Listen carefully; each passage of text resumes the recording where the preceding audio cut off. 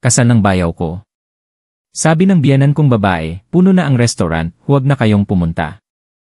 Umisi ako at pumayad, saka nag-book ng ticket para sa buong pamilya papuntang Palawan. Nang araw na yon, 79 na beses akong tinawagan ng pamilya ng asawa ko, at nanginginig ang boses ng biyenan ko sa takot.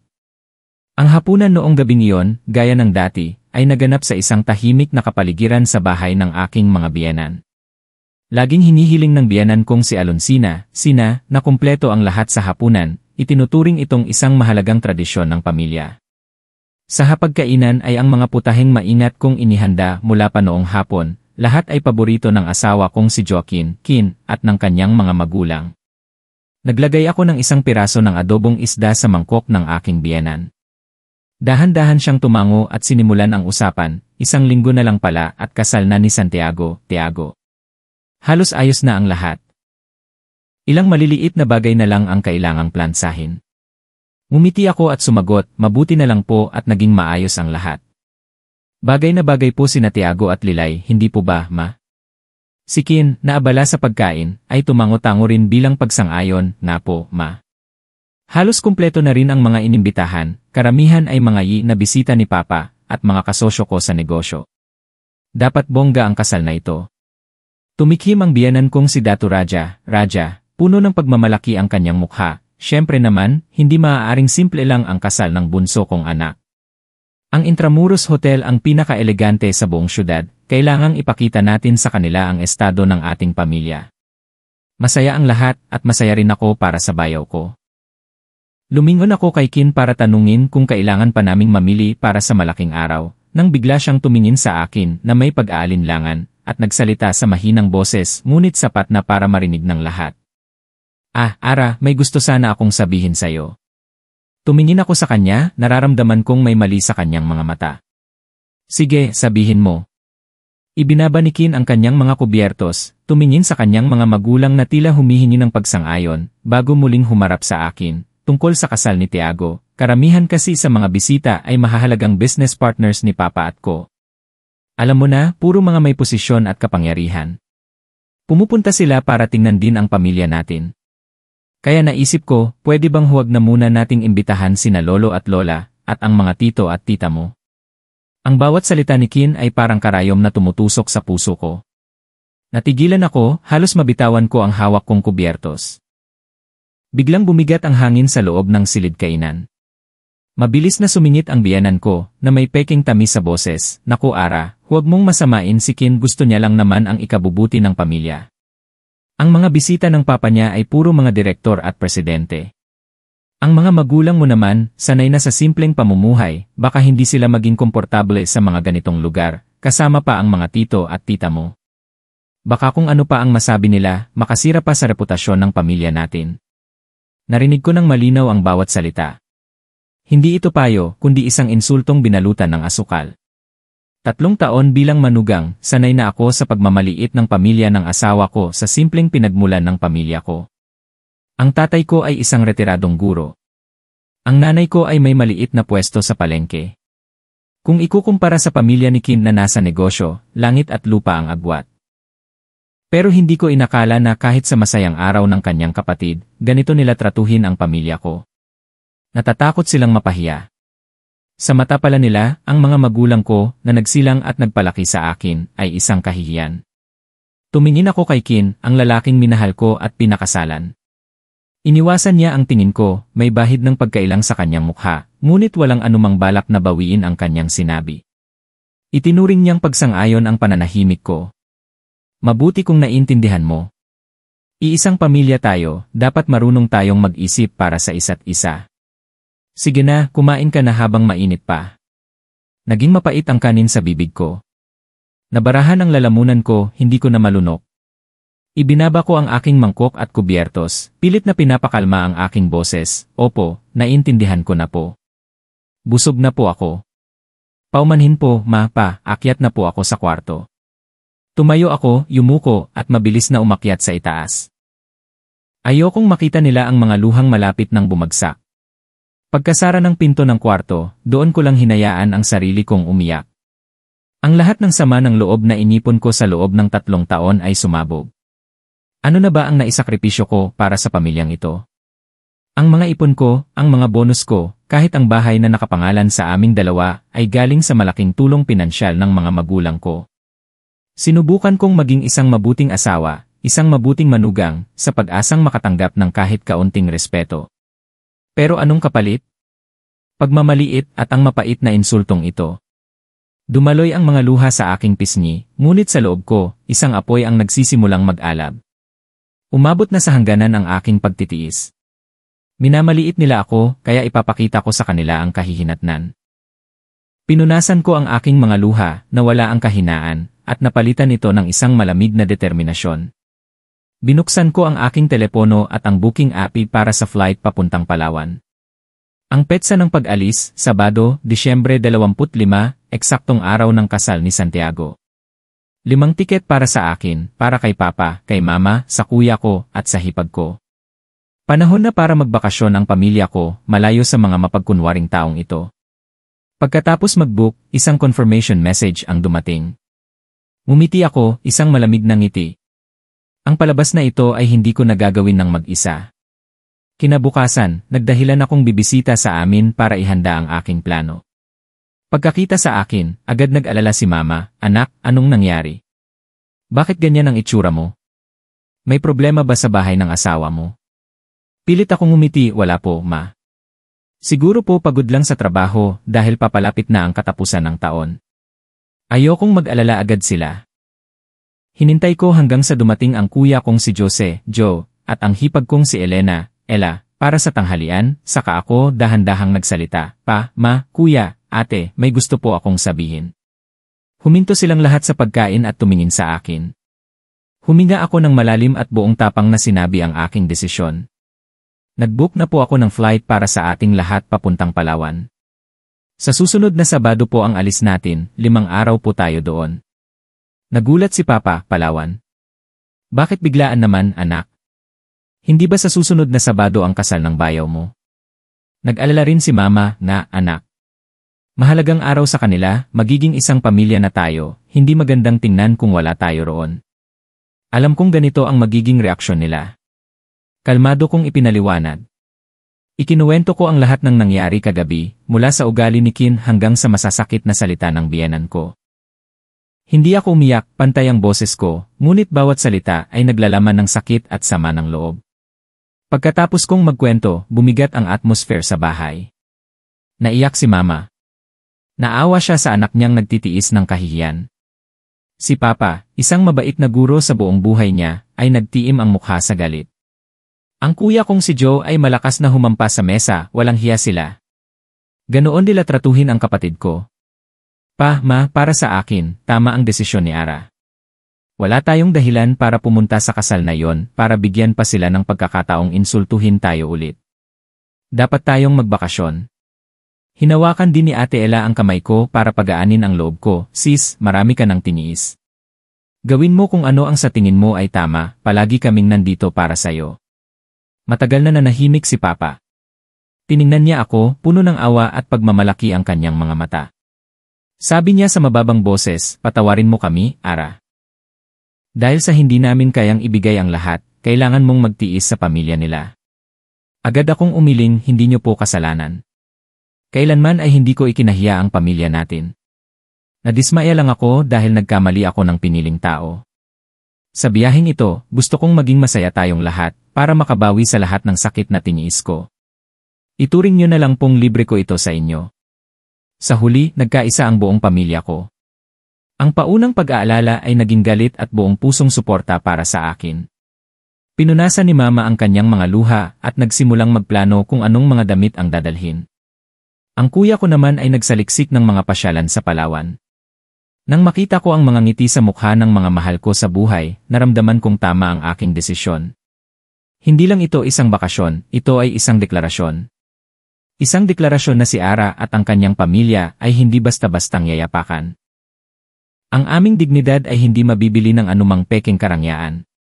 Ang biyaheng ito sa Palawan ang unang hakbang tungo sa aking kalayaan. Gabi ng Miyerkules, 3 araw na lang bago ang malaking araw, umuwi ako sa bahay ng mga biyenan pagkatapos ng trabaho. Pagpasok ko sa kwarto, nakita ko si Kin na nakaupo sa kama, masama ang timpla. Sa paanan niya ay ang maleta kong nakahanda, bukas at nagkalat ang mga damit. Alam kong nalaman na niya ang lahat. Ipaliwanag mo, ano to? Saan ka pupunta? Biglang tumayo si Kin, nagtatanong ang tono. Kalmado kong inilapag ang aking bag at sinimulang pulutin ang mga damit, dahan-dahang tinutupi ang bawat isa. Gaya ng nakikita mo, naghahanda akong magbakasyon. Bakasyon? Baliw ka na ba? Sa Sabado ang kasal ni Tiago. Hindi mo ba alam? Hipag ka, parte ka ng pamilya, aalis ka sa ganito kaimportanteng araw. Sigaw niya. Ang galit ay nagpabago sa kanyang gwapong mukha. Itinigil ko ang pagtutupi at tiningnan siya ng diretsyo sa mata. Parte ng pamilya. Hindi ba't ikaw mismo ang nagsabi na hindi karapat-dapat ang pamilya ko na dumalo dahil natatakot kayong mapahiya? Kung ganoon, bakit pa ako mag-stay? Para maging isang magandang manika na nakangiting babati sa mga bisita at magkukunwaring masaya ang pamilya natin. Pasensya ka na, hindi ako marunong umarte. Natigilan si Kin, hindi niya inasahan na lalabanan ko siya ng harapan. Pagkatapos ng ilang sandali, nakapagsalita siya, sinabi ko lang yon. Huwag mo namang palakihin ang issue. Pamilya tayo, dapat sa atin-atin lang to, sino bang pinapakitaan mo? Wala akong ginagawang eksena. Dinadala ko lang ang pamilya ko para magpahinga, sa isang lugar kung saan sila ay welcome, nirerespeto, at hindi itinuturing na kahihiyan. Malamig na parang yelo ang boses ko. Lalong uminit ang aming pagtatalo. Hindi kinikilala ni Kin ang kanyang pagkakamali. Paulit-ulit lang niyang sinasabi ang isang bagay, reputasyon. Ang reputasyon niya ng pamilya niya. Natatakot siya sa sasabihin ng mga kaibigan at kasosyo kapag hindi nila nakita ang hipag sa kasal ng kapatid. Ang kanyang pagiging makasarili ay nakakadiri. Sakto namang tumunog ang telepono ni Kin, tiningnan niya ang screen, nagbago ang kanyang mukha at dali-dali itong sinagot. Pumunta siya sa isang sulok at bumulong. Kahit pilit niyang hinaan, narinig ko ang ilang salita, Ate Faye. Opo, alam ko po. Huwag po kayong mag-alala, ginagawan ko na po ng paraan. Siguradong makukumpleto po bago ang kasal. Ate Faye, napakunot no ako. Si Ate Faye ang manager ng Intramuros Hotel, ang direktang namamahala sa kasal ni Tiago. Bakit siya tumatawag kay Kin na tila naniningil? Nang mapansin niyang nakatingin ako, dali-dali niyang ibinaba ang tawag. Humarap siya sa akin, at biglang nagbago ng 180 degrees ang kanyang tono. Lumapit siya at sinubukang hawakan ang kamay ko. Ara, mahal ko, nag-init lang ang ulo ko kanina. Huwag ka nang magalit. Ayusin natin to, huwag ka nang umalis ha. Ang biglaang pagbabagong ito ay nagbigay sa akin ng babala. Inagaw ko ang kamay ko, may problema, no? Pautal-utal si Kin, wala. Medyo mahirap lang sa kumpanya ngayon. Pero sinasabi sa akin ng kutob ko na hindi ganoon kasimple ang lahat. Ang tawag mula kay Ate Faye ay tiyak na tungkol sa pera. At bakit kay Kin sila tumatawag at hindi sabihanan kung siyang pangunahing nag-aayos? Isang ideya ang pumasok sa isip ko. Ang year-end bonus ko na laging malaki. At katatanggap ko lang ng malaking halaga ngayong taon. Huwag mong sabihin. Tiningnan ko si Kin ng diretsyo, matalas ang boses, yung natitirang 1,000,000 piso para sa reception. Gagamitin niyo ang bonus ko para bayaran yon, di ba? Namutla ang mukha ni Kin at ang takot sa kanyang mga mata ang nagkumpirma sa lahat. Hindi siya makapagsalita, ikaw. Paano mo nalaman? Tama. Kaya pala, sa likod ng insulto ay may isang maruming plano sa pera. Hindi lang nila minamaliit ang pamilya ko, kundi pinaplano rin nilang kunin ang perang pinaghirapan ko. Sumiklab ang galit sa akin. Umisi ako. Isang mapait na ngiti. Joaquin, ikaw at ang pamilya mo talagang namulat ang mga mata ko. Gusto niyo ang pera ko habang kinakahiya niyo ang pamilya ko. Hindi ba kayo nahihiya sa pagiging ganid at kapal ng mukha niyo? Ang unang komprontasyon ay nagbunyag ng bahagi ng katotohanan, ngunit alam kong hindi pa ito ang lahat. Ang tahimik na pag-amin ni Kin ay parang mitsa na nagsindi sa isang bariles ng pulbura. Dahil sa galit, wala na akong balak na mag-iwan ng kahit anong dignidad para sa kanya. Binuksan ko agad ang banking app sa telepono ko at tiningnan ang joint account namin. Malinaw na nakikita ang transaction history. Isang malaking halaga na eksaktong 1,000,000 piso ang na-transfer 3 araw na ang nakalipas. Ang receiver, Datu Raja, ang biyenan ko. Ipinakita ko ang screen ng telepono sa harap ni Kin, ano naman to? Ipaliwanag mo, bakit ka nag-transfer ng 1,000,000 piso mula sa joint account natin papunta kay Papa nang hindi man lang nagsasabi sa akin? Tumingin si Kin sa screen, walang bahid ng dugo ang kanyang mukha. Umatras siya ng ilang hakbang, nakabukas ang bibig, ngunit walang lumalabas na salita para magdahilan. Nagpatuloy ako. Malinaw at matigas ang boses ko, bawat salita ay parang kutsilyong humihiwa sa kanyang pagkukunwari. Hulaan ko. Planado niyo na to ng pamilya mo. Alam niyong malapit ko nang matanggap ang year-end bonus ko kaya nag-book kayo ng isang grandiosong kasal para sa kapatid mo para maipagmalaki.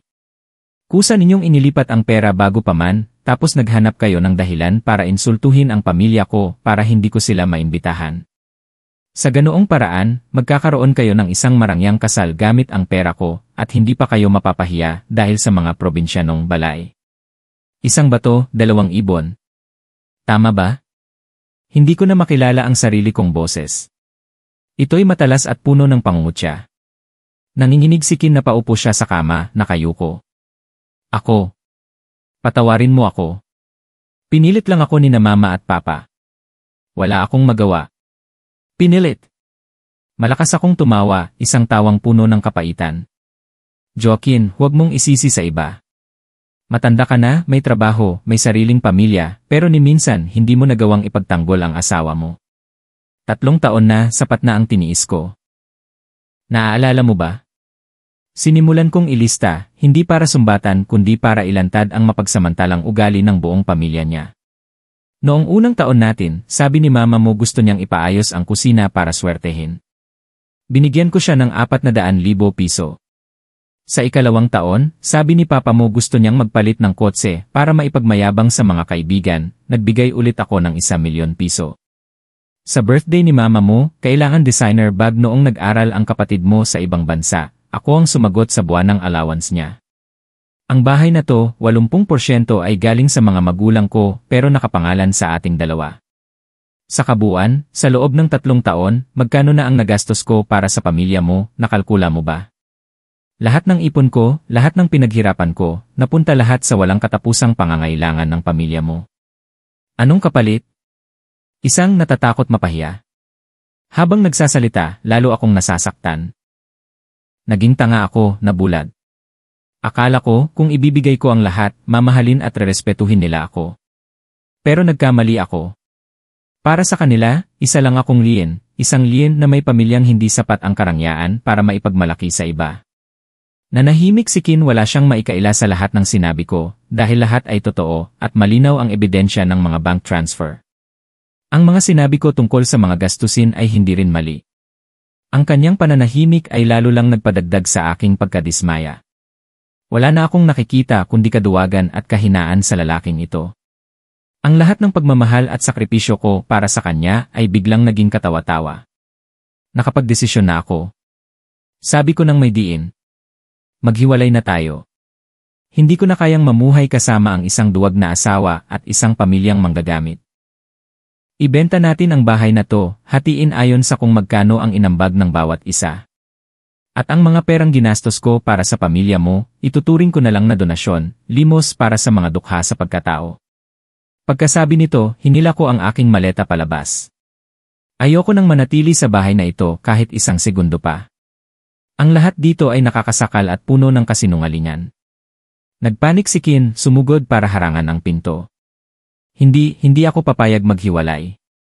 Ara, huwag kang umalis, nagkamali ako. Alam kong nagkamali ako, bigyan mo ako ng isa pang pagkakataon para magbago, please. Pero alam kong peke lang ang mga sinasabi niya ngayon. Hindi siya takot na mawala ako, takot siyang mawala ng Ian. At marahil mayroon pa siyang ibang kinatatakutan. Isang bagay na malapit ko nang matuklasan. Ang aming pag-agawan sa pinto ay nakaagaw ng pansin ng buong bahay. Ang mga biyanan ko at si Santiago, ang ikakasal na bayaw, ay tumakbo paakyat. Nang makita nila akong may dalang maleta at handang umalis, agad na nagbago ang mukha ng biyanan kong si Sina, nawala ang kanyang pagiging matamis at lumabas ang pagiging masungit at mataray. Anong ginagawa mo? Hating gabi na, saan ka pupunta, dala ang maleta mo? Gusto mo bang gumawa ng gulo sa bahay na to?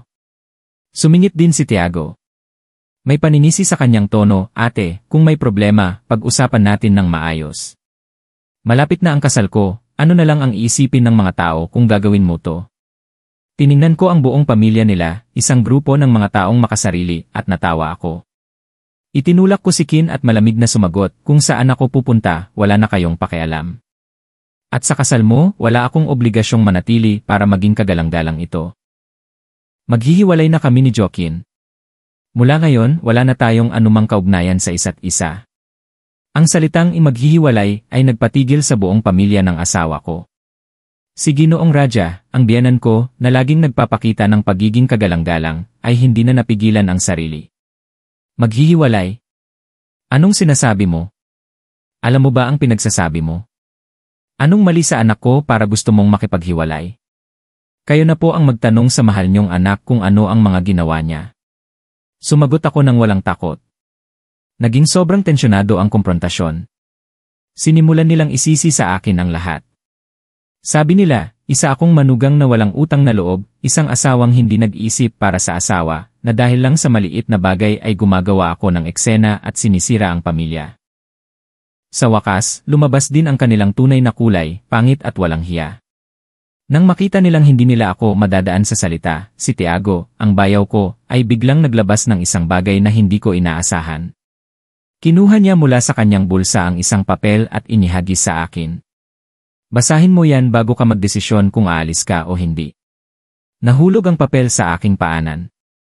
Isa itong resulta ng laboratory test mula sa isang OB-GYN clinic at ang pangalan ng pasyente ay Ara. 6 na linggong buntis. Nahilo ako. Buntis ako. Bakit hindi ko alam? Totoo ngang madalas akong pagod kamakailan, walang gana kumain, at delayed ang regla ko. Pero inakala kong dahil lang iyon sa stress sa trabaho. Hindi ko naisip na buntis na pala ako. Habang tulala pa ako, tila nakahanap ng kaligtasan si Kin agad siyang nagbago ng ugali, mula sa pagkapanik ay naging mayabang. Inagaw niya ang papel at iwinagayway sa harap ko, puno ng pananakot ang kanyang boses. Ara, nakita mo na? Dala mo ang dugo ko, ang unang apo ng pamilya Joaquin. Gusto mo pa bang makipaghiwalay? Hahayaan mong lumaki ang anak natin na walang ama? Ganyan ka ba kalupit? Mabilis ding sumuporta si Aling Sina, tila nagbibigay ng pabor. Tama, dahil sa apo ko, palalampasin namin ang kabastusan mo sa pagkakataong ito. Itago mo na ang maleta mo at bumaba tayo para mag-usap ng maayos, huwag mong stress ang sarili mo para sa sanggol. Inilabas na nila ang kanilang alas, alam na pala nilang buntis ako. Lihim nila akong sinubaybayan, kinuha ang resulta ng test ko, at ginamit ang sarili kong hindi pa isinisilang na anak bilang sandata, bilang kadena para itali ako, pilitin akong manatili at patuloy na tiisin ang kanilang pang-aabuso at insulto. Kinilabutan ako sa kanilang kasamaan at pagkalkula. Wala silang pakialam sa akin, at hindi rin sila tunay na masaya para sa apo. Para sa kanila, isa lang itong kasangkapan, isang alas para kontrolin ako. Nang makita ko ang mayabang na mukha ni Kin, ang mapagmataas na ugali ng kanyang pamilya, nawala lahat ng pag-aalinlangan ko. Kung mananatili ako, sa anong uri ng kapaligiran lalaki ang anak ko? Anong matututunan niya mula sa isang duwag na ama, isang sakim na lola, at isang pamilyang puno ng pagkalkula? Hindi.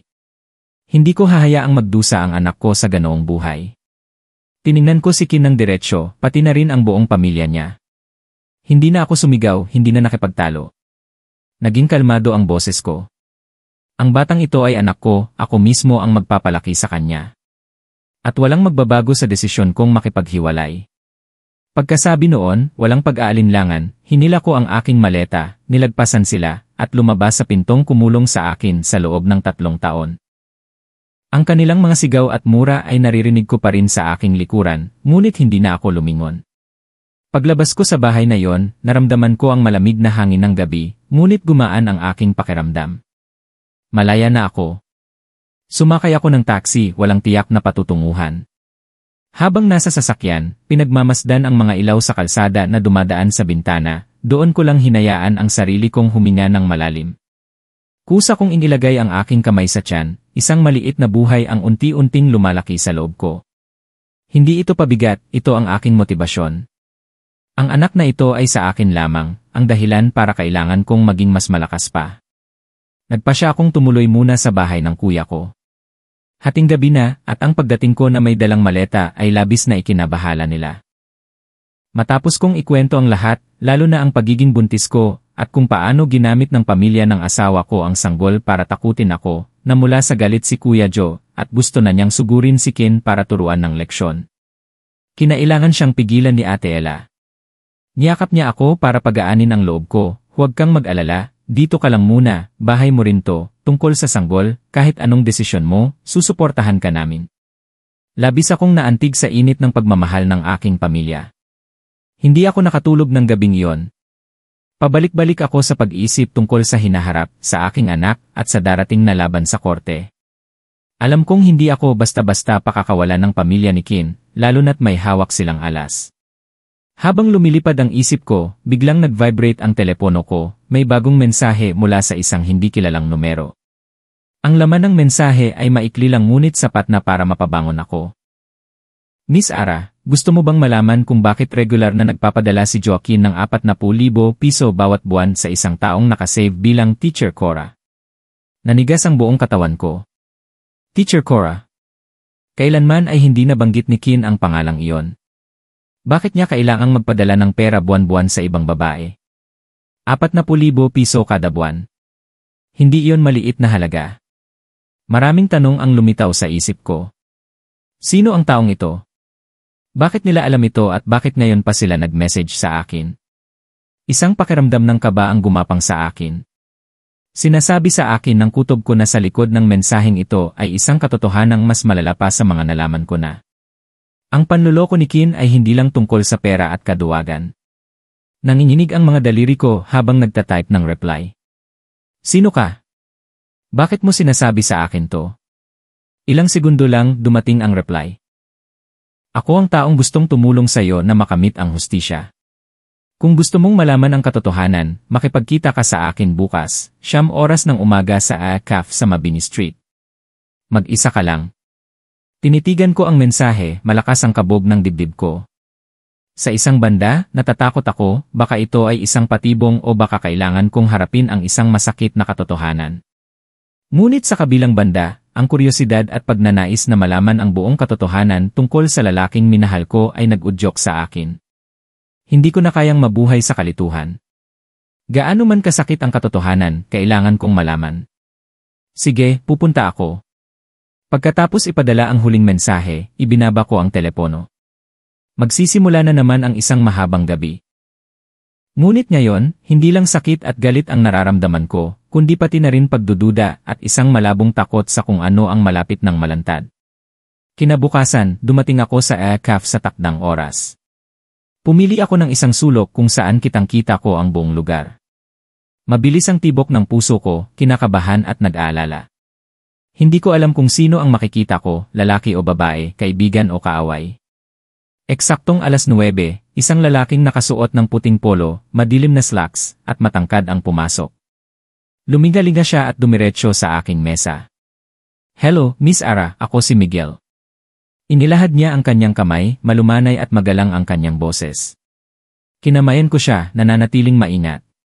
Hello, ikaw ang nag-text sa akin. Tumango siya at umupo sa tapat ko. Isa akong private investigator. Nagulat ako sa dalawang salitang iyon. Bakit ako hahanapin ng isang private investigator? Sino ang umupa sa kanya? Tila nabasa niya ang iniisip ko, nagpatuloy si Miguel, huwag kang mag-alala, wala akong masamang intensyon. Ang umupa sa akin ay hindi ang asawa mo, bagkus ay isang taong may galit din sa kanya. Sino? Tanong ko agad.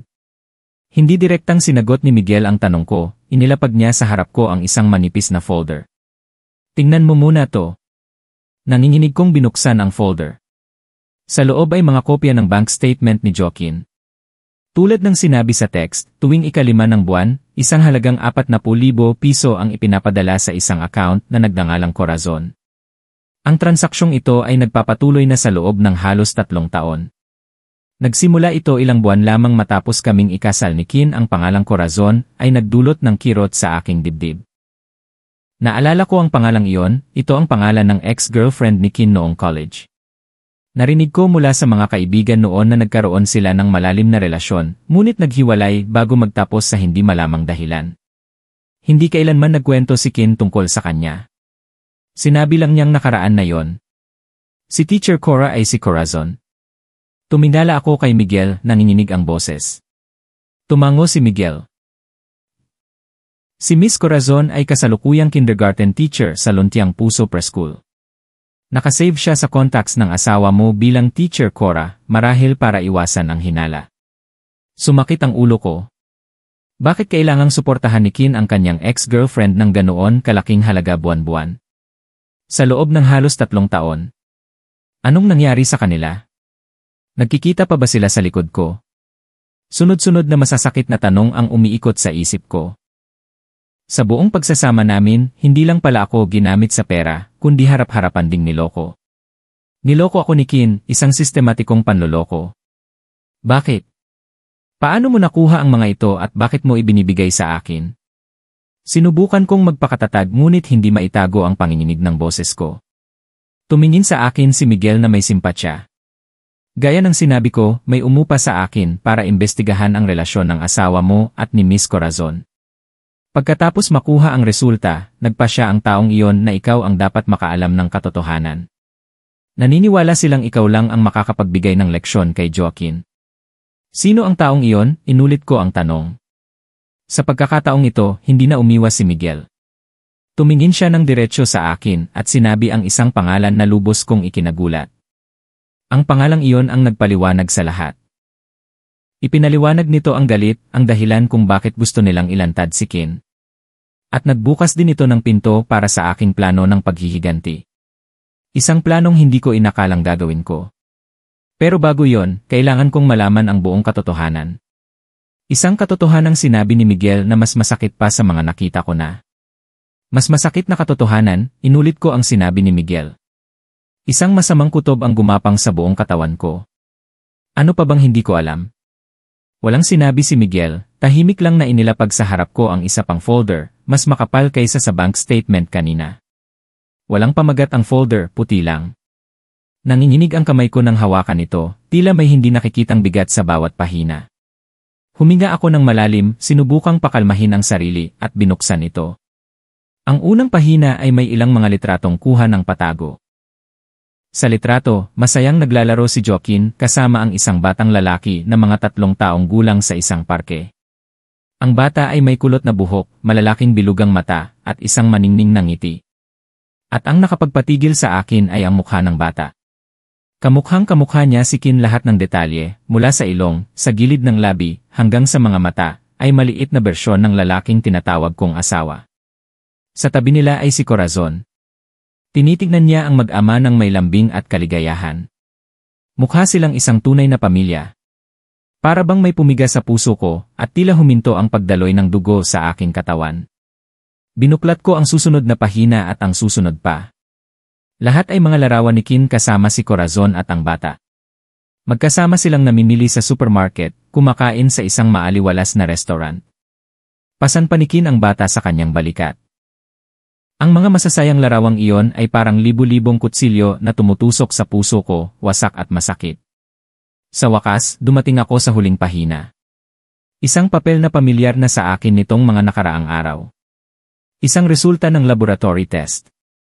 Pero ngayon, hindi ito resulta ng pagbubuntis kundi resulta ng anay test. Sample ng buhok ni Joaquin, sample ng buhok ng batang si Elias. Resulta, mag-ama. 79.9%. Gumuho ang mundo ko. Kaya pala, ang 40,000 piso kada buwan ay child support. Hindi lang pala nangangaliwa si Joaquin, may anak pa siya sa labas kasama ang kanyang ex, isang 3 taong gulang na anak. Ibig sabihin, nagkaanak na sila ni Corazon noong bagong kasal pa lang kami, o baka bago pa man.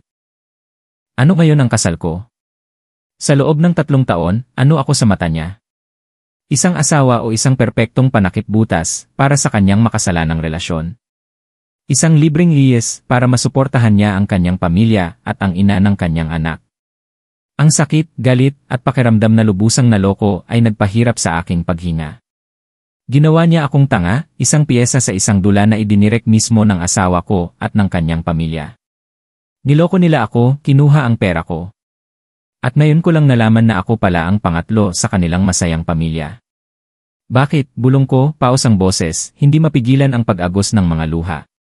Binigyan ako ni Miguel ng tissue, hinintay niya akong kumalma bago dahan-dahang magpaliwanag. Ayon sa investigasyon ko, hindi talaga naghiwalay si Joaquin at Corazon. Pansamantala lang silang nagkahiwalay dahil tutol ang pamilya ni Kin, sinasabing hindi sila kalebel ni Cora. Tapos nakilala ka ni Kin at agad kayong nagpakasal. Marahil sa mata ng pamilya niya, mas angkop kang manugang, may magandang trabaho, mataas na sahod, at higit sa lahat, kayang suportahan sila sa pinansyal.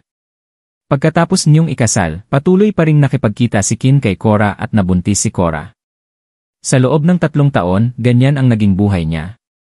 Ang bawat salita ni Miguel ay parang martilyong dumadagok sa wasak ko ng isipan. Ganoon pala. Ang kasal namin ay binuo sa pagkalkula at panloloko mula pa sa simula. Isa lang akong kasangkapan, isang mas kapaki-pakinabang na pagpipilian sa aspeto ng ekonomiya. Ang pagmamahal niya sa akin, ang mga pangako niya, lahat ay kasinungalingan. Isinara ko ang folder, pinunasan ang aking mga luha. Ang sakit ay naging sukdulang galit. Hindi na ako iyak. Ang mga luha ko ay hindi karapat-dapat para sa isang walang kwentang tulad niya. Joaquin, ikaw at ang buong pamilya mo, itinulak niyo ako sa bingit.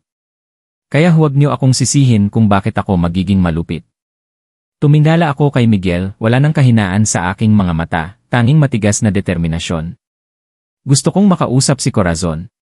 Tila inaasahan na ni Miguel ang hiling ko. Tumango siya, kinuha ang kanyang telepono at tinawagan ang isang nakasave na numero. Pagkatapos ng maikling pag-uusap, lumingon siya sa akin, pumayag si Cora na makipagkita.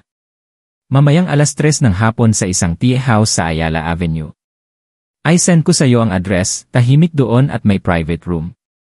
Tumango ako, gulong-gulo ang isip ngunit puno ng determinasyon. Mula sa sandaling ito, wala nang atrasan. 3:00 ng hapon, naroon na ako sa tea house. Isang maliit na lugar na may klasikong disenyo at amoy ng insenso. Dinala ako ng staff sa isang private room. Nakaupo na at naghihintay si Corazon. Kung ikukumpara sa litrato, mukha siyang mas pagod at hirap sa personal. Nakasuot siya ng simpleng floral dress, nakatali ang mahabang buhok, maganda ang mukha, ngunit malalim ang mga mata, nagtatago ng maraming problema. Nang makita niya akong pumasok, bahagya siyang nagulat, dali-daling tumayo, may halong pagkailang at pagkakasala sa kanyang mukha. Hello, maupo ka. Mahina ang kanyang boses. Umupo ako sa tapat niya. Sobrang bigat ng hangin sa pagitan namin. Sa isang sandali, naisip kong sugurin siya at murahin. Ngunit nang makita ko ang pagod niyang mga mata, ang pagtitiis sa kanyang mukha, bahagyang humupa ang galit ko. Narealize kong biktima rin siya, tulad ko. Alam mo na lahat, hindi ba? Unang nagsalita si Corazon, binasag ang katahimikan. Sagot ko, malamig pa rin ang tono. Alam ko na lahat, ang anak mo at ang peking kasal ko. Yumuko si Corazon, magkakaugnay ang mga kamay sa mesa. Patawad, alam kong walang kwenta ang sorry ngayon, pero totoo. Niloko rin niya ako. At nagsimula siyang magkwento. Nanginginig ang boses, paminsan-minsan ay nabubulunan. Ikinuwento niya ang kanilang pag-ibig noong college, ang pagtutol ng pamilya ni Kin. Sinabi niyang hindi kailanman sinabi ni Kin na maghihiwalay sila. Sinabi lang niyang kailangan niya ng oras para kumbinsihin ang kanyang pamilya na ang pagpapakasal sa akin ay pansamantalang solusyon lamang para mapasaya ang kanyang mga magulang at maging stable sa pinansyal. Paulit-ulit siyang nangako na sa loob ng 1 o 2 taon, hihiwalayan niya ako para maging opisyal na silang mag-ina. Sinabi niya sa akin na walang pagmamahal sa pagitan namin, responsibilidad lang. Sinabi niyang ako ay isang malakas at independent na babae, hindi kailangan ng kanyang proteksyon. Pero kami, iba. Umiyak si Corazon. Naniwala ako sa kanya. Sa loob ng 3 taon, naging tanga ako sa paniniwala sa mga pangako niya. Tinanggap ko ang pagiging kabit sa dilim, tinanggap kong hindi magkaroon ng buong ama ang anak ko, dahil lang sa pag-asang isang araw ay tutuparin niya ang kanyang pangako. Tahimik akong nakinig. Bawat isa sa amin ay may iba't ibang script na ginawa ni Kin sa akin, siya ang mapagmahal na asawa. Kay Corazon, siya ang lalaking napilitan lang, naghahanap ng daan pabalik sa tunay na pag-ibig. Minanipula niya kaming pareho, ginawa kaming mga piyesa sa kanyang makasariling plano. Kaya bakit ngayon ka lang nagsalita? Tanong ko, mas malumanay na ang boses. Pinunasan ni Corazon ang kanyang mga luha, may galit sa kanyang mga mata. Dahil hindi ko na kaya. Nitong mga nakaraang buwan, bihira na siyang dumalaw sa anak namin at hindi na rin regular ang sustento. Tapos narinig kong ikakasal ang kapatid niya sa Intramuros Hotel, isang napakagarbong kasal. Narealize kong hindi niya kailanman iwan ang marangyang buhay niya kasama ka para sa amin. Puro kasinungalingan lang ang mga pangako niya. Itinuring niya lang kaming pabigat na kailangang itago. Umarkila ako ng private investigator para subaybayan siya. Noong una, gusto ko lang malaman kung may iba pa siyang babae bukod sa atin, pero ang resulta ay nagpakita kung paano kanya ginagamit sa pera. Alam kong hindi na ako pwedeng manahimik. Kung hindi ako kikilos, habang buhay kaming apihin niya, kasama ka. Naramdaman ko ang simpatsya. Pareho kaming, kahit sa magkaibang posisyon, ay may isang kaaway. Parehong niloko, ginamit ng isang lalaki. Ang sakit ng bawat isa, nang magsama, ay naging isang malaking lakas. Tumingin ako ng diretsyo sa mga mata ni Corazon. So, anong gusto mo? Gusto ko ng pagkilala para sa anak ko at gusto kong pagbayaran ni Joaquin ang lahat ng ginawa niya, sagot ni Corazon, may determinasyon sa boses. Iyon din ang gusto ko. Sige, sabi ko, tutulungan kita at tutulungan mo rin ako. Magkasama nating ipaparana sa kanya ang pinakamasakit na kabayaran. Inilahad ko ang aking kamay. Tinignan ako ni Corazon sandali at inilagay ang kanyang kamay sa akin. Dalawang babae, isang asawa, isang kabit, opisyal na bumuo ng isang alyansa. Isang alyansang binuo mula sa luha, panloloko, at isang nag-aalab na pagnanais na maghiganti. Pauwi, naalala ko ang 5 tiket papuntang Palawan. Noong una, plano yon para sa isang tahimik na pagtutol, isang pagtakas mula sa masasamang tao. Ngunit ngayon, iba na ang lahat. Hindi na ito tungkol sa akin lang, kundi isang laban para sa hustisya. Ang pagtakas ay hindi na isang opsyon. Kailangan kong manatili. Manatili para lumaban, para ilantad ang lahat, para pagbayarin ang mga nanakit sa akin. Ang unang bagay na kailangan kong gawin pag-uwi ay tawagan ang pamilya ko, sabihing ipagpapaliban ang aming biyahe. Sa halip na mag-enjoy sa asul na dagat at puting buhangin, manonood kami ng isang dula na mas maganda pa. Pagkatapos ng makasaysayang pagkakamay na yon, kami ni Corazon ay nag-usap ng ilang oras sa tahimik na tea room. Ang paunang pagkailang ay tuluyang nawala, napalitan ng pag-unawa at matinding determinasyon. Hindi na kami magkaribal kundi mga kasama sa isang laban. Ang tanging layunin, ilantad ang tunay na pagkatao ni Joaquin at ng kanyang pamilya. Sa mismong lugar kung saan sa tingin nila ay mararating nila ang tuktok ng kanilang karangalan. Ang kasal ni Santiago. Kailangan nating tamaan kung saan sila pinakamasasaktan. Panimula ko. Iyon ay ang kanilang reputasyon at pera. Sumang-ayon si Corazon.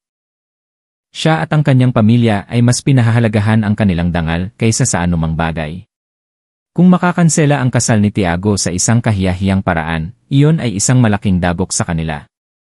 Batay sa impormasyong meron kami, nagsimula kaming bumalangkas ng isang detalyadong plano, maingat at malupit. Unang hakbang, sabi ko, ay isang economic blow. Alam kong may utang pa silang 1 milyon piso sa Intramuros Hotel para sa reception at umaasa sila sa bonus ko. Ngayong umalis na ako, tiyak na nagkukumahog silang maghanap ng pera. Kailangan nating harangan ang lahat ng kanilang posibleng tulong. Paano? Tanong ni Corazon. Ikaw ang susi. Tiningnan ko siya. May utang sa'yo si Kim na child support. Iyon ay isang legal na utang.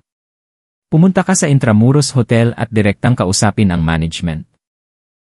Sabihin mo sa kanila na si Joaquin, ang kanilang kliyente, ay isang irresponsableng tao na may utang na sustento sa sarili niyang anak. Sabihin mong pinaghihinalaan mong ginagamit niya ang perang iyon para mag-organisa ng isang marangyang kasal. Hilingin mo sa hotel na dapat nilang matanggap ang buong bayad bago maganap ang kasal. Kung hindi, bilang isang kreditor, tatawag ka ng media para gumawa ng iskandalo na sinasabing kinukonsinti ng Intramuros Hotel ang isang taong irresponsable at tumataka sa kanyang obligasyon bilang ama. Walang malaking negosyo ang gustong masangkot sa ganoong gulo. Nagningning ang mga mata ni Corazon. Naintindihan niya ang ibig kong sabihin. Ito ay isang napaka-epektibong psychological tactic. Ang Intramuros Hotel, para maprotektahan ang kanilang reputasyon, ay tiyak na maglalagay ng pressure sa pamilya ni Kin. Ikalawang hakbang, patuloy ko, ay maghanda ng ebidensya. Kakausapin ko ang aking abogado bukas na bukas din.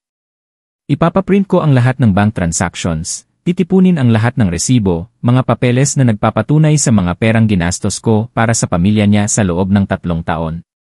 Kalkulahin ko ng detalyado para makita ng lahat kung gaano kalaki ang kinuha nila sa akin. Hindi ito titigil sa ilang daang libong piso lang. Mabilis kong kinalkula sa isip ko. Pera para sa renovation ng bahay, pagpapalit ng kotse, pag-aaral ni Tiago sa ibang bansa, at iba pang maliliit na gastos. Maaaring umabot ito sa 8 milyon piso, isang halagang magugulat ang lahat. Habang ginagawa ko iyon, ihanda mo ang birth certificate ni Elias at ang resulta ng eye test. Iyon ang magiging hindi matututulang ebidensya. Bilin ko kay Corazon. Naiintindihan ko. Tumango siya. At ang huling at pinakamahalagang hakbang, sabi ko sa mababang boses, ay ang media storm. Hindi sapat na tayo lang ang nakakaalam, kailangang malaman ng buong mundo. Kukontakin ko ang ilang mga journalist na kakilala ko. Hindi ko sasabihin ang detalye, bibigyan ko lang sila ng pahiwatig na magkakaroon ng isang napakagandang palabas sa kasal ng anak ng mga Kin na may kinalaman sa marriage fraud at anak sa labas. Mahilig ang media sa mga ganitong kwento, sila na mismo ang lalapit. Nag-alinlangan si Corazon, hindi ba't makakaapekto iyon kay Elias sa hinaharap? Hinawakan ko ang kanyang kamay, naiintindihan ko ang pag-aalala mo, pero kung hindi natin ito gagawin, habang buhay na hindi kikilalanin ng ama niya ang anak mo. At ang anak ko, isisilang sa kasinungalingan. Ginagawa natin ito hindi lang para sa atin, kundi para makamit ang hustisya para sa ating mga anak. Maniwala ka sa akin, pagkatapos ng bagyong ito, sisikat din ang araw. Magkakaroon kayo ng bagong buhay na protektado ng batas, hindi na kailangang magtago. Ang determinasyon sa aking mga salita ay nakumbinsi si Corazon. Muli naming sinuri ang plano. Lahat ay nakaayos ng lohikal. Si Corazon ang haharap para magbigay ng pressure sa pinansyal at siya ang pangunahing tauhan sa unang sorpresa. Ako naman ang nasa likod, nangangalap ng ebidensya at magbibigay ng huling dagok. Nang umalis kami sa tea house, dapit hapon na. Dumaan ang malamig na hangin, ngunit sa loob namin ay nag-aalab ang isang apoy. Ang apoy ng galit at pag-asa.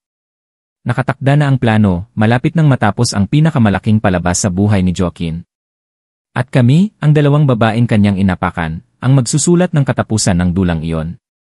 Kinabukasan, Biyernes, isang araw bago ang kasal, sinimulan naming isagawa ang aming plano. Si Corazon, gaya ng napag-usapan, ang magiging unang titira. Nakasuot siya ng isang disenteng office attire na mukhang profesional at seryoso. Ang folder na naglalaman ng birth certificate ni Elias, kopya ng mga hindi regular na sustento ni Kin, at ilang mga larawan nilang 3 ay maayos na nakalagay sa isang folder.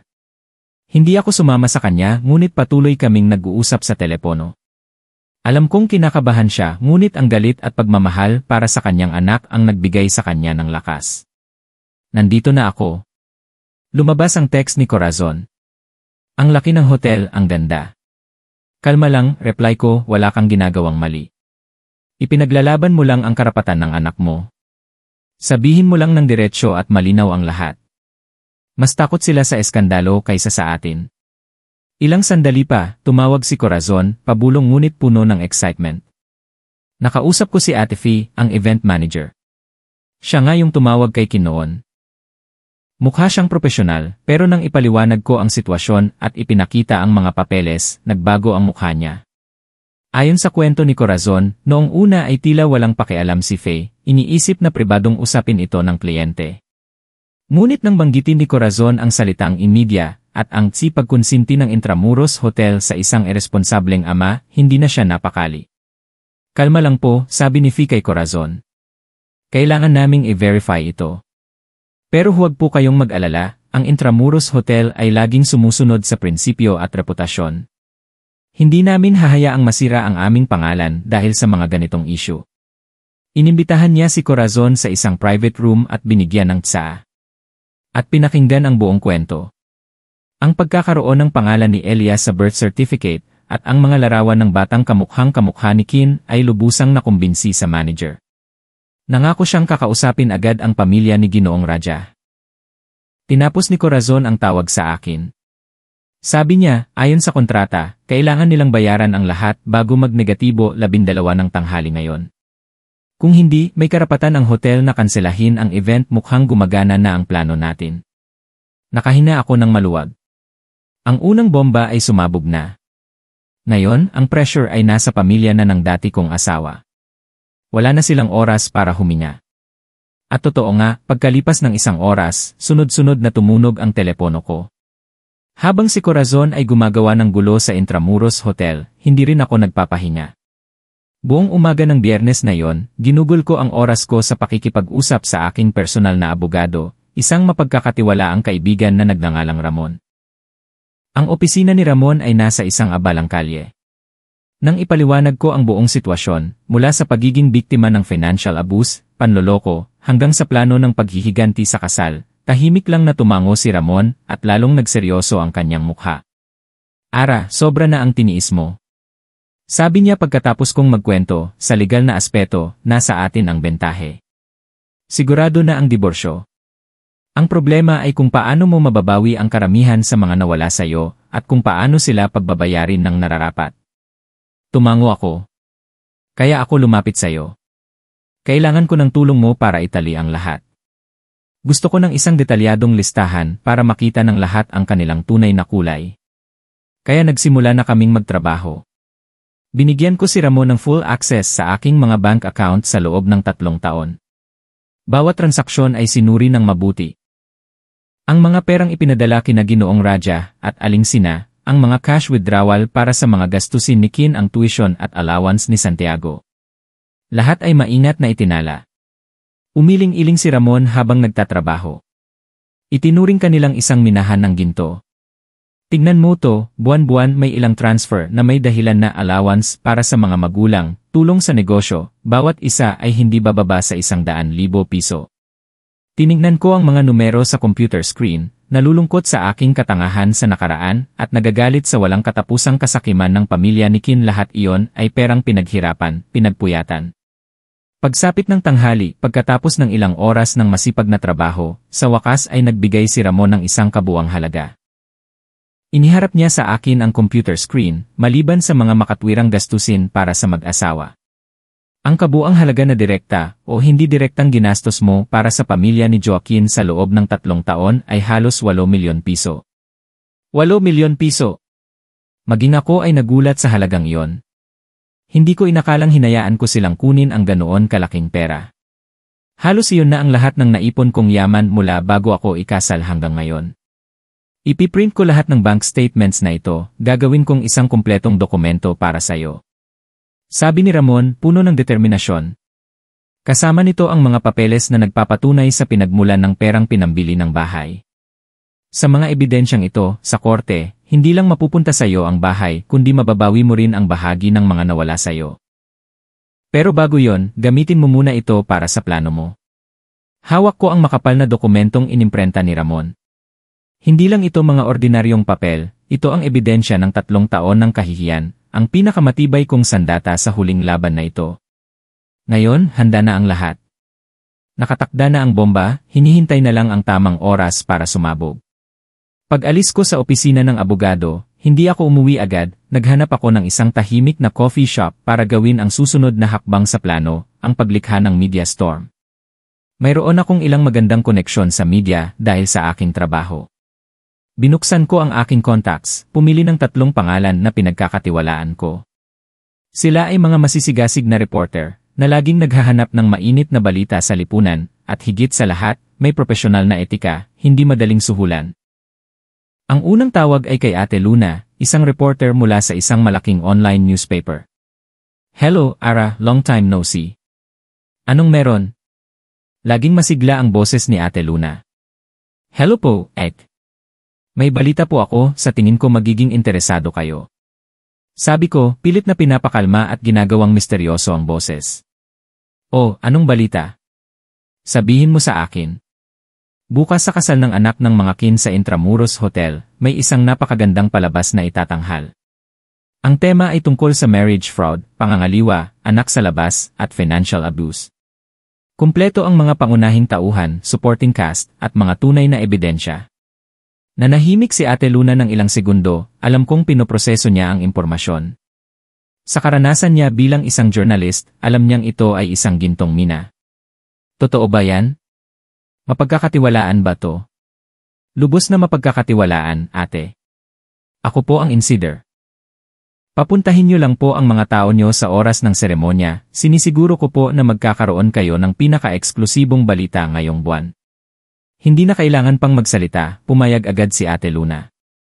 Sige, salamat sa tiwala mo. Pupunta ako bukas. Inulit ko ang parehong script sa dalawa pang journalist. Ang reaksyon nila ay hindi naiiba kay Ate Luna. Inihagis ko na ang pain at kumagat na ang malalaking isda.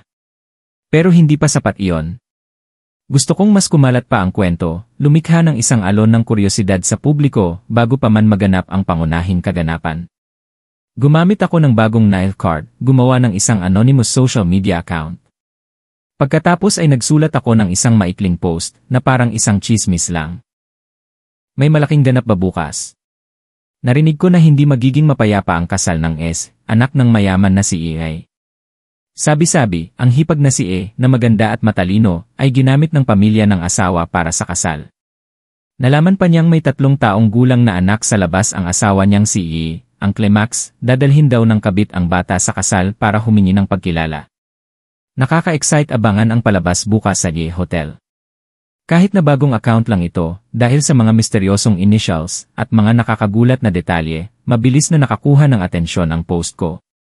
Ilang mga chismis pages ang nag-screenshot at nag-repost nito. Sa loob lang ng ilang oras, naging usap-usapan na ang kwento sa social media.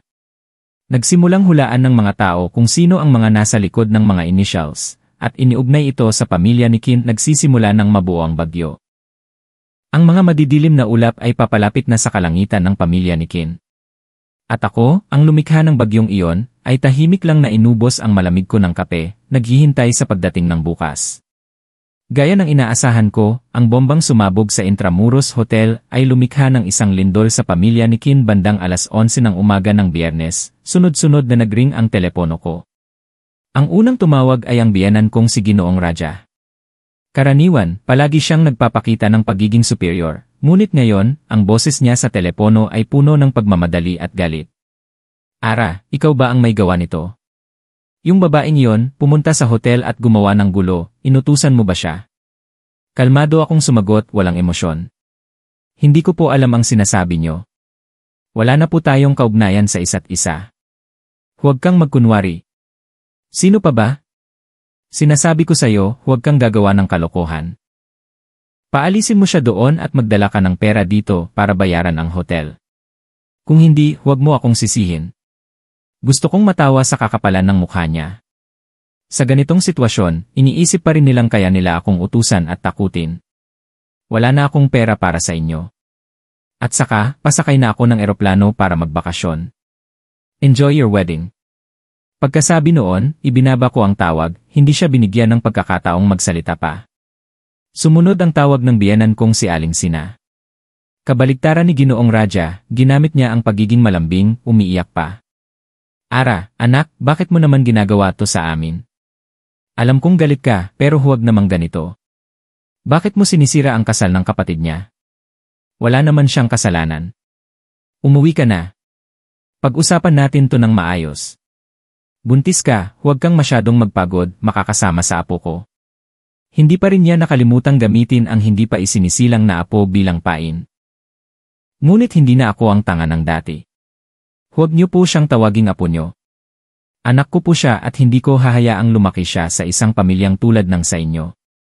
Huwag na rin po kayong mag-aksaya ng panahon sa pag-arte, pagod na po ako. Ibinaba ko ulit ang tawag. Sa huli si Joaquin. Tinawagan niya ako ng hindi bababa sa 10 beses. Noong una, hindi ko pinansin pero sobrang kulit niya kaya sinagot ko na. Ang boses niya sa kabilang linya ay puno ng pagmamakaawa. Ara, please, umuwi ka na. Kasalanan ko. Lahat kasalanan ko. Kahit anong gusto mong gawin ko, gagawin ko. Luluhod ako sa'yo. Basta umuwi ka lang at iligtas mo ako ngayon. Papatay na ako ni na mama at papa. Sobrang higpit maningil ng hotel. Wala kaming mahanap na 1 milyon piso ngayon. Problema mo yan at ng pamilya mo, wala akong kinalaman dyan. Malamig kong sagot. Nang makitang hindi gumagana ang pagmamakaawa, nagsimula siyang manakot, lumabas ang tunay niyang kulay. Huwag kang masyadong abusado. Maniwala ka, ipagsasabi ko sa lahat na isa kang masamang babae, buntis na nga, lumayas pa para sirain ang pamilya. Sa oras na yon, hindi ka na makakabangon. Umisi ako. Oh, talaga? Sige, gawin mo. Tignan natin kung sino ang paniniwalaan ng publiko, ang isang asawang nangangaliwa na may anak sa labas at nanggagamit ng pera ng asawa, o ang isang kaawa-awang asawang niloko. At saka, dapat kang mag-online, mukhang sikat na ang kwento mo. Pagkasabi noon, ibinaba ko ang tawag at binlock ang numero nilang tatlo. Lahat ay naayon sa plano. Ang kanilang pagkapanik ang pinakamalaking kaligayahan ko ngayon. Pinatay ko ang telepono ko, sumandal sa upuan, at ipinikit ang aking mga mata. Wala pang 24 oras, magsisimula na ang pinakamagandang palabas. Kabaligtaran ng kaguluhan sa pamilya ni Kin, ang huling araw bago ang kasal ay naging napakatahimik para sa akin. Mula nang umalis ako sa bahay na yon, tumuloy ako sa bahay ng kuya ko. Ang init ng pamilya, ang pag-aalaga ng kapatid ko, at ang mga luto ni mama araw-araw ay unti-unting naghilom sa mga sugat sa puso ko. Ginamit ko ang oras para magpahinga, magbasa, makinig ng musika, at alagaan ang sarili ko. Nagpa-check up ako. Sa unang pagkakataon na narinig ko ang maliit, ngunit malakas na tibok ng puso ng anak ko, hindi ko napigilan ang pag-iyak. Iyon ay luha ng kaligayahan at pag-asa. Ang anak na ito ang pinakamahalagang regalo sa akin ng buhay, ang motibasyon para mabuhay ng mas mabuti at mas malakas. Hindi ko rin nakalimutang tawagan si Corazon. Ibinabalita niyang sunod-sunod ang tawag ng Intramuros Hotel kay Ginoong Raja para maningil. Pinahiwatig pa nilang kung hindi makukumpleto ang bayad, hindi lang nila kakanselahin ang party kundi maaari rin silang magsampa ng kaso dahil sa pinsala sa reputasyon ng hotel. Para silang nakaupo sa apoy ngayon, sabi ni Corazon sa akin, hindi maitago ang kasiyahan. Narinig ko na kung saan-saan na nangutang si Ginoong Raja, pero wala siyang makuha. Alam ng lahat na hindi maganda ang takbo ng kumpanya niya ngayon, baon sa utang. Ngumiti lang ako, iyon ang kabayaran sa kanilang kasakiman at peking karangalan. Gusto nila ng isang marangyang kasal para maipagmayabang, ngunit hindi nila kayang bayaran at binalak pang kunin ang pera ng manugang. Ngayon, ang patibong na sila mismo ang gumawa ay bumagsak sa kanila. Gabi ng Biyernes, isang araw bago ang kasal, habang naghahanda akong matulog, nakatanggap ako ng huling mensahe mula sa isang hindi kilalang numero. Alam kong galing ito kay Kin Ara. Alam kong galit ka sa akin, pero walang kasalanan ang anak natin. Isipin mo siya kahit isang beses lang, bumalik ka na sa akin. Ano man ang mangyari, kailangan niya ng isang buong pamilya. Pangako, babawi ako sa'yo, magiging mabuti ako sa'yo at sa pamilya mo. Please! Ang mga salitang ito ay tila taos puso, ngunit para sa akin ay peke at katawa-tawa. Isang buong pamilya, isang pamilyang binuo sa panloloko, pagtataksil at pagkalkula. Hindi kailangan ng anak ko ang ganoong ama. Hindi ko sinagot ang mensahe, tahimik ko lang itong binura at pinatay ang telepono. Huli na ang lahat para sa anumang pagmamakaawa. Ang puso ko para sa kanya ay namatay na noong gabing ginamit niya ang sarili kong anak para takutin ako. Pupunta ako doon bukas. Hindi bilang asawa niya o hipag ng groom. Pupunta ako bilang isang taong humihingi ng hustisya para sa sarili ko at sa anak ko. Malapit na ang bagyo at handa na akong harapin ito. Sabado ng umaga, Disyembre 25, ang araw na dapat nasa Palawan ang pamilya ko, pero narito ako sa isang eleganteng coffee shop sa tapat ng Intramuros Hotel. Mula dito, kitang-kita ko ang lahat sa labas ng main hall kung saan gaganapin ang kasal ni Santiago. Sa labas, abala ang trapiko, sunod-sunod ang mga mamahaling sasakyan. Ang mga bisita, nakasuot ng eleganteng damit, ay nakangiting pumapasok. Nakatayo sa pinto ang pamilya ng groom para salubungin ang mga bisita. Pilit na ngumingiti sina Ginoong Raja at Aling Sina, ngunit kitang-kita pa rin ang pag-aalala at pagod sa kanilang mga mukha. Nakatayo sa tabi nila si Joaquin, maputla, paminsan-minsan ay tumitingin sa kalsada na tila may hinahanap o kinatatakutan. Mukha silang mga aktor na pilit ginagampanan ang kanilang huling papel. Humigop ako ng tsaa, sobrang kalmado. Binalaan ko na si Corazon at ang mga journalist. Kikilos lang sila kapag oras na ng seremonya. Kapag kumpleto na ang lahat ng bisita, doon magiging sukdulan ang palabas. Eksaktong 11:30, dumating na ang takdang oras. Kakaunti na lang ang mga bisitang pumapasok. Nakita kong nakahinga ng maluwag si Ginoong Raja. Marahil iniisip niyang nakaligtas na siya pansamantala, na kahit papaano ay masisimulan na ang seremonya ng maayos, ngunit nagkakamali siya.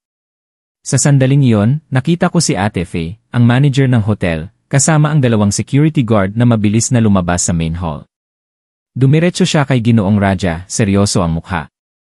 Kahit hindi ko naririnig ang pinag-uusapan nila sa kanilang kilos, nahulaan ko na. Nagbibigay ng ultimatum si Faye. Nagsimulang maging tensyonado ang atmosphere sa lobby. Ilang mga late na bisita ang huminto at nag-usisa. Ang mga ngiti sa mukha ni Ginoong Raja at Aling Sina ay tuluyan ng nanigas. Nagsimula silang magtalo. Iwinasiwas ni Ginoong Raja ang kanyang kamay, sinusubukang magpaliwanag. Si Aling Sina naman ay tila iiyak na. Si Kin ay nakatayo lang, hindi alam ang gagawin. Nagsisimula nang magkaroon ng mga bitak ang palabas. Nakahanda na ang entablado. Nasa posisyon na ang mga pangunahing aktor, hinihintay na lang ang pagdating ng mga pinakamahalagang tauhan, at paparating na sila. Habang abala pa ang pamilya ni Ginoong Raja sa pakikipag-usap sa hotel, isang pangyayari ang nakaagaw ng atensyon ng lahat. Isang grupo ng mga taong may dalang kamera, na mukhang mga reporter, ay biglang lumitaw sa gate. Sila ang mga inimbitahan ko. Ang presensya ng media ay lalong nagpagulo sa sitwasyon. Ilang mga bisita ang nagsimulang maglabas ng telepono para mag-video.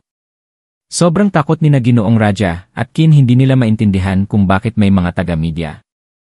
Sinubukan nilang pigilan pero pumasok pa rin ang mga reporter at itinutok ang kanilang mga kamera sa pamilya ng groom. Maaari po bang sabihin nyo kung may problema sa pinansyal ang kasal na yon? Ginoong Joaquin, may mga chismis na nangangaliwa kayo at may anak sa labas. Totoo po ba yon? Sunod-sunod na matatalas na tanong ang ibinato sa kanila. Hindi makasagot sina Ginoong Raja at Kin. At sa pinakagulong sandali, lumitaw ang pangunahing tauhan ng palabas. Mula sa kabilang kalsada, si Corazon, na nakasuot ng simpleng puting bestida, kalong ang isang cute na batang lalaki, ay kalmadong lumakad papalapit. Ang bata ay si Elias, anak ni Kin. Hindi siya natatakot sa dami ng tao, ang kanyang malalaking mata ay nagtatakang tumitingin sa paligid. Lahat ng kamera ay agad na nakatutok sa kanila. Hindi na tinag si Corazon, dinala niya ang kanyang anak sa gitna ng mga reporter, at tumayo sa harap ni Joaquin, na para bang binagsakan ng langit at lupa. Huminga siya ng malalim at malakas na nagsalita para marinig ng lahat.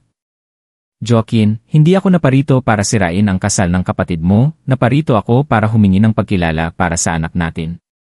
Pagkasabi noon, yumuko siya, itinuro si Kin at sinabi sa bata, Elias, tingnan mo, iyan ang papa mo. Sumabog ang buong lugar, nagbulungan ang lahat. Lahat ay nakatingin sa bata at walang sinuman ang makakapagkaila na kamukhang-kamukha niya si Joaquin. Ito ay isang buhay na ebidensya na hindi maitatanggi. Umatras si Kin, maputla na parang papel. Umiling-iling siya, nanginginig ang bibig. Hindi totoo yan. Sino? Sino ka? Hindi kita kilala. Ang kanyang duwag na pagtanggi ay lalo lang nagpalala sa sitwasyon. Tiningnan siya ni Corazon, may halong pagkasuklam at sakit sa kanyang mga mata. Hindi na niya kailangang magsalita pa. Ang kanyang pambungad ay sobrang tagumpay. Sumabog na ang unang bomba at ang lakas nito ay sapat na para yugyugin ang buong peking pundasyon ng pamilya ni Kin, habang ang lahat ng atensyon ay nakatuon pa rin sa dramatikong komprontasyon sa pagitan ina Corazon at Kin. Nagpa siya akong oras na para lumabas. Binayaran ko ang aking inumin, kalmadong lumabas sa coffee shop at naglakad papunta sa hotel.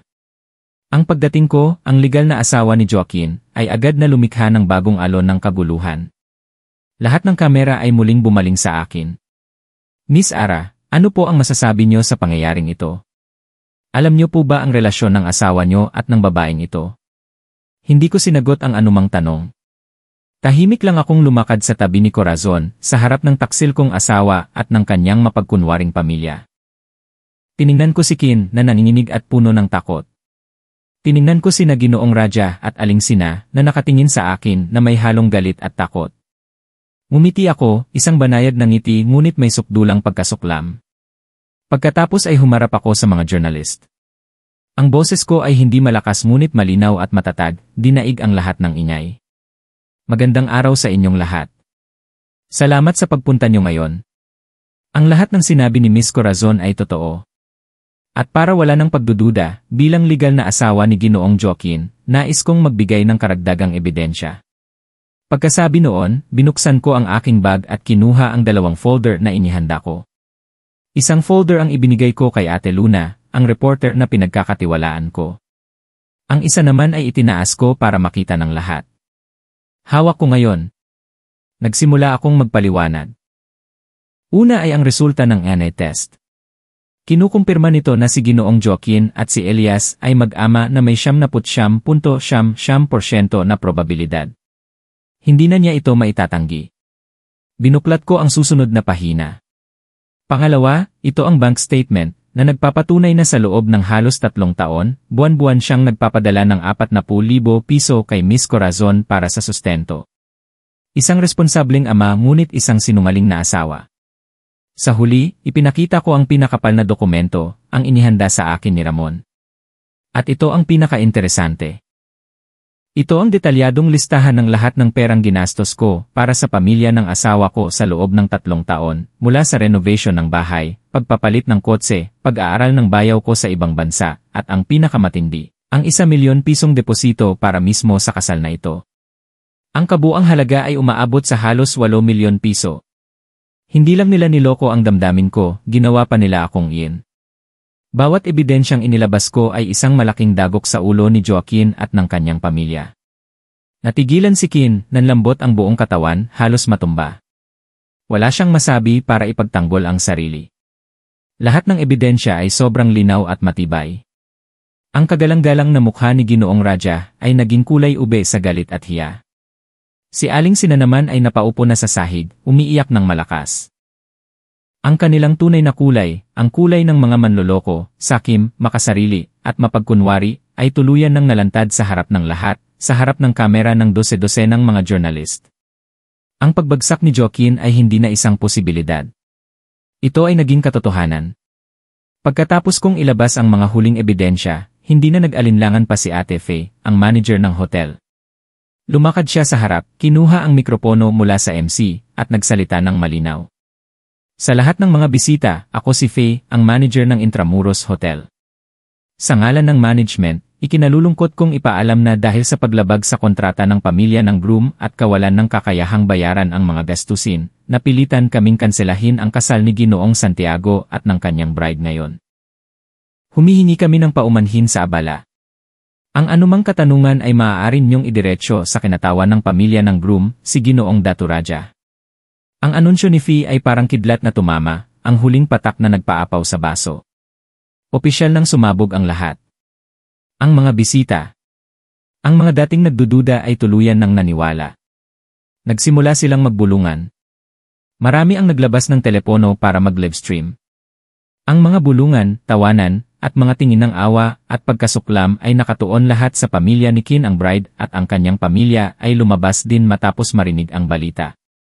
Nang makita ang kaguluhan at marinig ang mga usapan, hindi na kinaya ng bride ang sobrang pagkabigla at hinimatay. Ang kanyang pamilya, matapos malaman na muntik nang maikasal ang kanilang anak sa isang pamilya ng mga manloloko, ay sobrang nagalit. Itinuro ng ama ng bride si Ginoong Raja at minumura ito at idineklara ang agarang pagkansela ng kasal. Tuluyan nang gumuho ang pamilya ni Kin, hindi na makatayo ng tuwid si Ginoong Raja.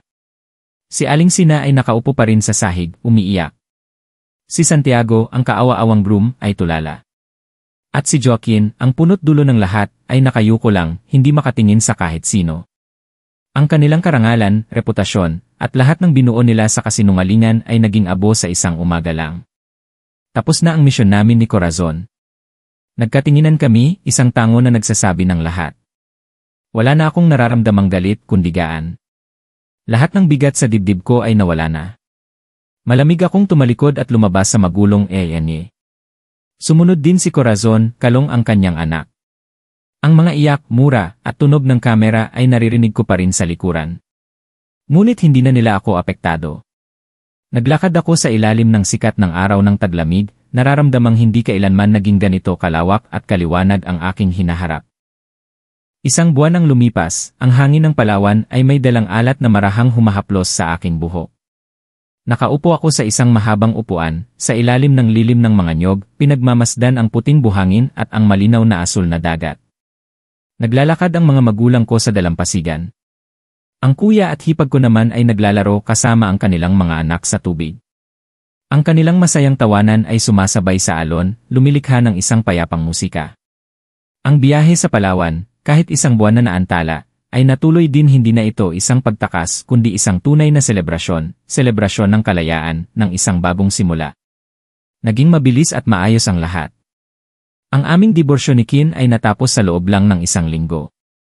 Dahil sa mga hindi matututulang ebidensya, nakuha ko ang buong kustodya sa aming anak. Ang bahay na may malaking ambag mula sa aking mga magulang ay ipinagkaloob din sa akin ng korte.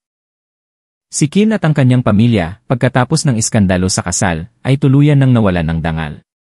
Nalugi ang kumpanya ni Ginoong Raja. Kinailangan nilang ibenta ang kanilang malaking bahay para bayaran ang mga utang. Natanggal si Kin sa trabaho. Kinansela rin ang kasal ni Santiago. Sobrang laki ng halagang binayaran nila para sa kanilang mga ginawa. Para naman kay Corazon, nakuha rin niya ang gusto niya. Napilitan si Kin na kilalanin ang anak at magbigay ng sapat na sustento buwan-buwan ayon sa desisyon ng korte. Kahit wala siyang asawa, at least may malinaw na pagkakakilanlan ang kanyang anak. Paminsan-minsan, nag-uusap pa rin kami, tulad ng mga kaibigang magkasamang lumaban. Inilagay ko ang aking kamay sa tiyan, nararamdaman ang buhay na unti-unting lumalaki. Nagpasya akong panatilihin ang bata. Hindi ito simbolo ng isang maling kasal. Ito ang aking pag-asa, ang aking hinaharap.